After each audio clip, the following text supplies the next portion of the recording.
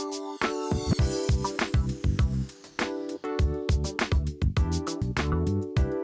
know most of you have been wondering, where is health correspondent Linord Moudou? Well, as we mentioned last week, we had a really strong blizzard here in Washington, and Linord was caught up in it, but she's back, and she's going to tell us about HIV prevention and awareness. Hi, Linord, and I should say welcome back. Thank you, Dimiak. It's so good to be back out of the snow. Anyway, today we start in Sudan, and the network of people living with HIV is scaling up efforts to raise awareness about AIDS.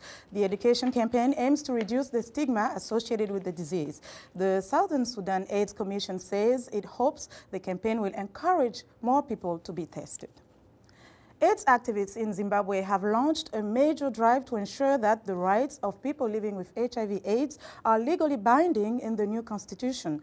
The global political agreement signed in September 2008 between Zimbabwe's various political rivals includes writing the new constitution, which is expected to be introduced later this year.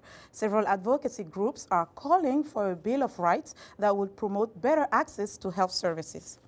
And in South Africa, President Jacob Zuma's recent admission of fathering a child out of wedlock has led many to criticize his actions and calls for him to set a better example for his country. Monsieur Walekota is the leader of the opposition party, Congress of the People, and an outspoken critic of the South African president. He and others have accused Mr. Zuma of undermining the country's safe-sex campaign. Our view is that the president of the country has not been an example to the youth of our country. And that quite apart from HIV and AIDS, whether there was HIV and AIDS or not, the moral orientation of the African communities would have expected from him behavior different from this kind of behavior. The baby girl was born on October 2009, 3 months before Mr. Zuma, a polygamist, married his third current wife. The mother, Sonono Losa, is the daughter of the president's longtime friend, Irvin Khoza, who is chairman of South Africa's World Cup Organizing Committee. South Africa is a nation with one of the world's highest rates of HIV/AIDS. More than 5 million South Africans are infected with HIV, the virus that causes AIDS. Efforts to combat the disease include promotion of monogamy and the use of condoms. Opinions on the streets of Johannesburg are divided.